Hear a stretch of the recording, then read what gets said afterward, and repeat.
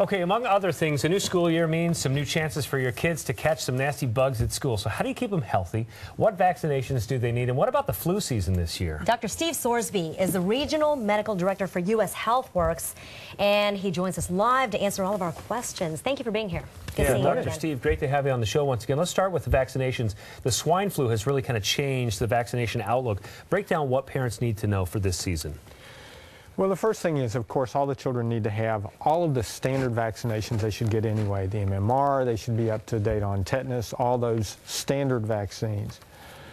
Certainly this year we have, besides the seasonal flu vaccine, we will also have the swine flu vaccine projected to be out sometime in October. So one of the things to understand is that the standard flu vaccine is not enough. It's going to be an extra shot this year, probably 2 for children, 2 just for the swine flu.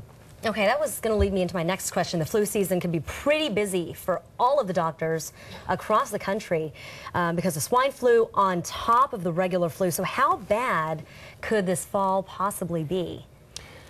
Oh, that's so hard to predict. At this point, the swine flu is not, it is still not looking like a particularly dangerous flu bug. But that can change at any time, as it did in the 1918 flu epidemic. But the problem is, we know that one's circulating. How bad is the seasonal flu going to be this year? Don't know. Yeah. Okay. Do we know yet how effective the swine flu vaccine is going to be against this bug? There's every reason to expect that it will be exactly as effective as the normal flu vaccine. Let me modify that a little bit, because in fact we have a better sense. This vaccine is specifically against that particular virus. The normal seasonal flu, sometimes it's a little bit of a guessing game as to which viral strain is going to be in the country. Okay. And also, is this going to be just like the regular flu, Steve, in terms of protecting our kids, the swine flu? We're talking a virus, right? Standard stuff to keep our kids safe?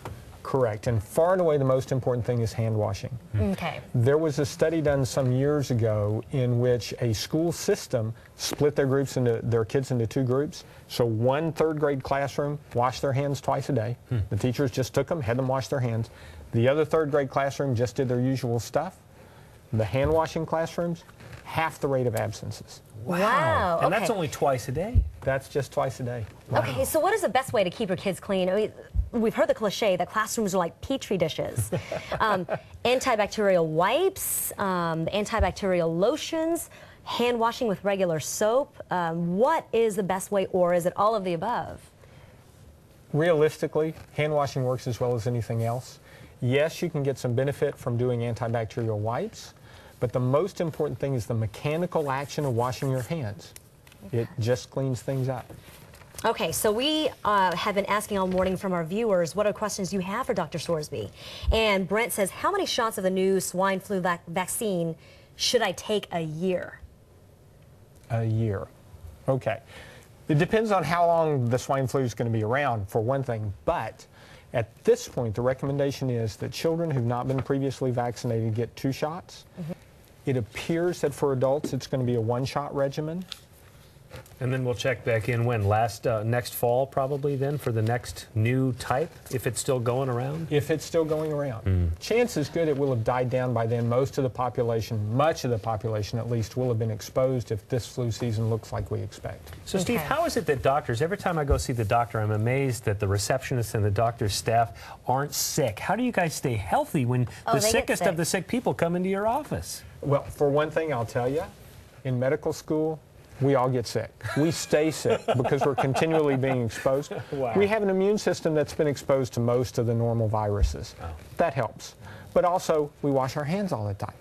Yeah. Makes a difference. And I also wanted to ask you just very briefly, Steve, that we don't want to make our kids so paranoid about germs that they just are afraid to touch or do anything, right? I mean, we can go overboard. Correct. Yeah. And it is routine. When children start school, they're going to be exposed to new viruses. They're going to be sicker. It's just a matter of routine. It doesn't matter if they start in preschool, kindergarten, 1st grade.